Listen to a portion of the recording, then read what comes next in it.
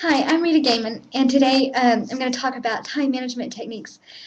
We all have our little schedules and our little file boxes and everything that we use to manage and control our time to make sure everything is as it should be.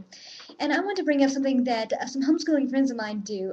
They tend to focus in on one or two tasks or one or two project passions at a time, and they do nothing but that all day.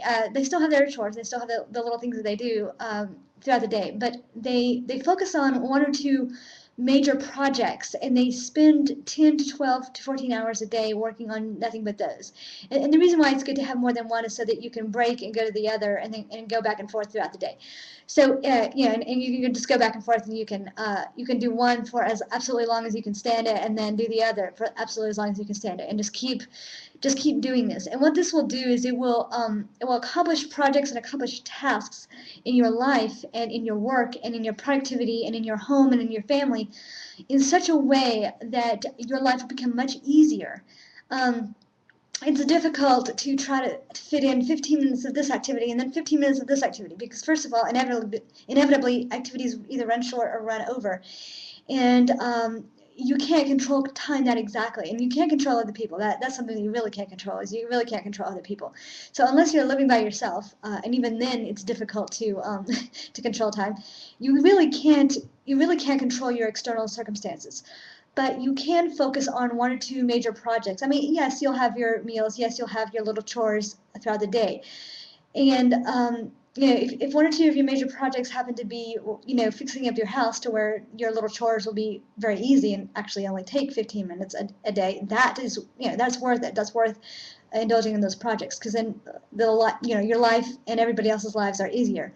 Um, but what my homeschooling friends would do is that they would pick one or two passion projects, and they would just work solely upon those projects for a set period of time. For instance, a week. They would set these goals. They would set a time frame in which to accomplish these goals, and they would give themselves plenty of time to do it. But it would also mean that they would be spending most of their days doing it anyway. So they would spend the full day doing these projects, and they would always end before the project was finished.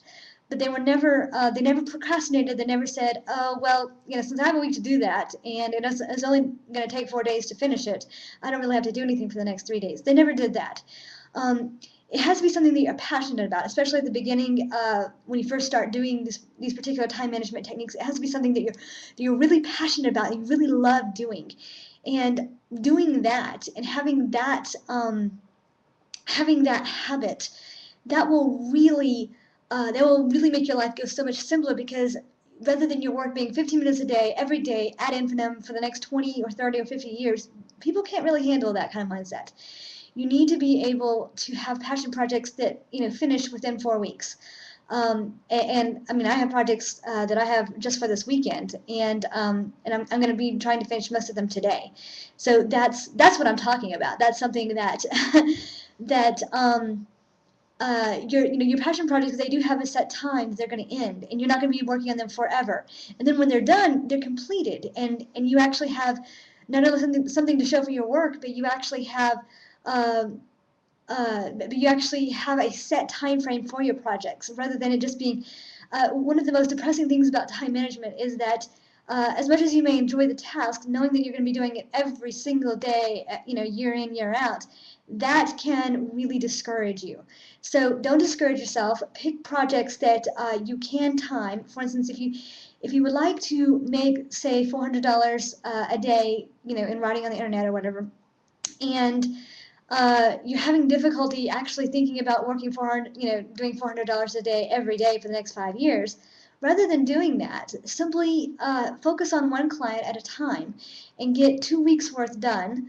Working $400 a day, and make that one project. Make that one project that you focus on, and that's the end goal, is to finish this one project. Don't worry about the client. Don't worry about the continuous work, because the more you do that, first of all, the faster you will become. It will become more automatic. And so, rather than taking 10 hours for you to complete that task, it can easily start taking only 6 hours.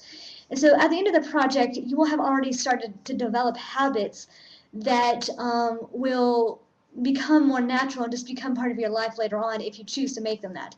So this is a great way to make more money, and this is also a great way to just increase your productivity and increase your lifestyle and your living. Okay, thank you.